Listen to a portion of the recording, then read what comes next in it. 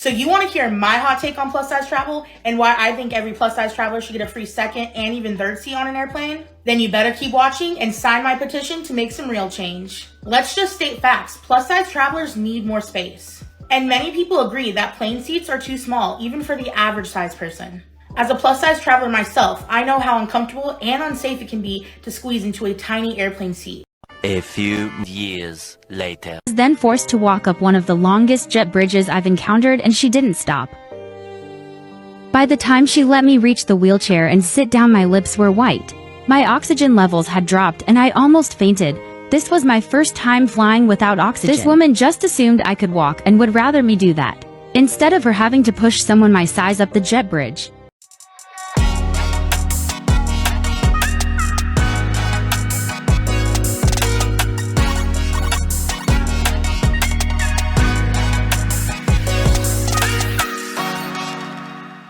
I know you may think this is some sort of prank or satire, but this is a real person, and Jae'lynn Chaney is what you would call a fat influencer. What is a fat influencer, you ask? Well, it's a person who has made terrible life decisions and now demands that the rest of society accommodate them as a part of an overall social movement. It sounds familiar, I'm sure. But this person, Jae'lynn, has a website that describes her as a plus-size travel expert, content creator, fat activist, speaker, writer, and consultant. Passionate about championing fat rights, Jae'lynn is a dedicated advocate, actively engaged in the fat liberation movement, tirelessly fighting for the equity and inclusion for individuals in larger bodies. I'm sure you caught the equity and inclusion part, but they can't be diverse because I think your BMI needs to be at least 120 or more. I could be wrong about that. Anyway, Jae'lynn and other fat influencers from the fat liberation movement have gained media attention in the last few years due to primarily their entitled attitudes, outrageous demands, and anti-science stances when it comes to physical health. The exact steps that hotels can take to be more size inclusive and accessible for travelers of all sizes. Make elevators and hallways spacious to allow for easy movement of larger individuals and those utilizing mobility devices. Not only have I chosen to remain fat and happy instead of thin and miserable, but I also don't care if it puts me at high risk of heart disease and diabetes. I'd actually rather get diabetes than be miserable. Can you believe it? They'll be like, oh yeah, BMI for black people just like doesn't work. Like some of them will be like up to like BMI of 35. So you can weigh like 280 pounds if you're black and like not have any of these mortality statistics. But some of them have also found that like it just doesn't fucking matter for black people at all. You have to appreciate the trend of social movements cropping up, one after another, based on people's perceived victimhood. Step 1, define your group and contrast it against straight, white, religious, physically capable men. Step 2, proclaim how society isn't suited for your group and give examples of struggles that literally anyone could come in contact with. Step 3, find like-minded individuals to share in your cause. Step 4, condemn anyone who disagrees in the slightest as being a dissenter or possible source of your oppression. Step 5, profit from being an activist while spreading generalizations about everyone outside your group. But as a big guy myself, I think it's hilarious for people to make bad decisions about their health and then demand that others accommodate them. The real issue here is that we feed into these people's crazy demands, and it sets a precedent that will result in them continuing to demand more and more outrageous accommodations. It's like that old saying goes, if you give an inch, they'll take a mile. But we as a society are enabling their pathology, the same pathology that Dr. Nazardin references in all of his patients in My 600-Pound Life. The internet has allowed food addicts access to a wide array of enablers. By couching their struggles as discrimination, Jae'lynn and other fat activists seek to push the same tired narrative that people who are actively working to spite her, rather than her just facing consequences of her own actions. So now Jae'lynn is upset that a woman who is a fraction of her size won't push her in a wheelchair up an airport ramp, although she is capable of walking the ramp herself. Listen to Jae'lynn's complaint and how it's phrased. She's mad that the SeaTac employee inadvertently forced her to exercise. My ordeal at SeaTac Airport will shock you.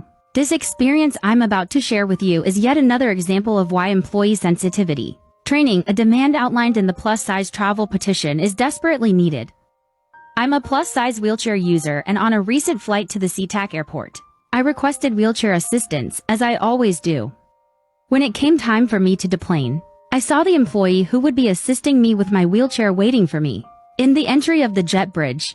As I approached her and she realized she'd be assisting me and not one of the smaller passengers, she started to walk away with the wheelchair while making comments about my size.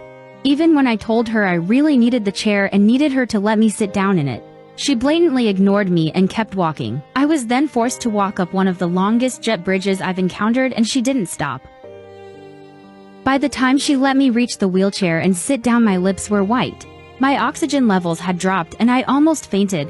This was my first time flying without oxygen. This woman just assumed I could walk and would rather me do that, instead of her having to push someone my size up the jet bridge. All the other attendants wheeled their passengers up the jet bridge, but my needs were disregarded. This is discrimination. Nobody should be treated this way. Share your story at change.org +size travel. If you want to hear my hot take on plus size travel and why I think every plus size traveler should get a free second and even third seat on an airplane, then you better keep watching and sign my petition to make some real change. Let's just state facts. Plus size travelers need more space. And many people agree that plane seats are too small, even for the average size person. As a plus size traveler myself, I know how uncomfortable and unsafe it can be to squeeze into a tiny airplane seat. We are not asking for special treatment or luxury accommodations. We simply want enough space to travel comfortably and safely without fear of being discriminated against because of our size.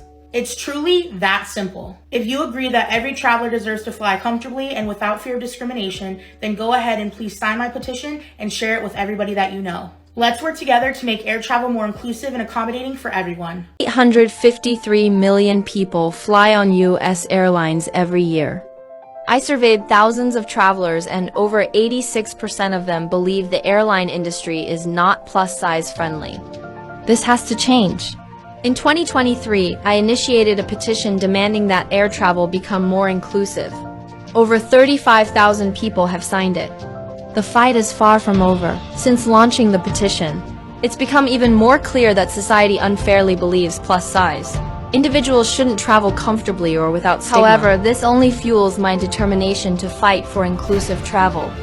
Plus-size individuals won't be deterred, and I'm committed to advocating for change until it's achieved. Travel is for everybody, and nobody should be discriminated against. Sign the petition at change.org/plus-size travel. Well, folks, it's 2024. And everyone is a victim. And in this case, even if you caused your own plight, it's up to society to make it better, not you. This woman could consume less calories, and 90% of her issues that she complains about would be resolved, but that's difficult and it would require introspection or self-awareness.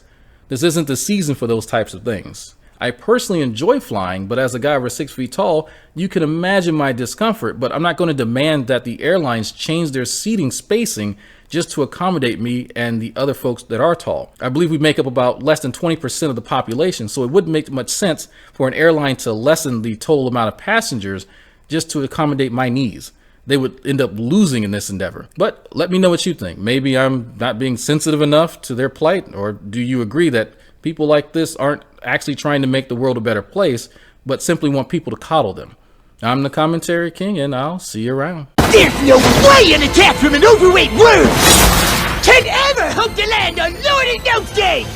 So lose some weight and don't come back till you have!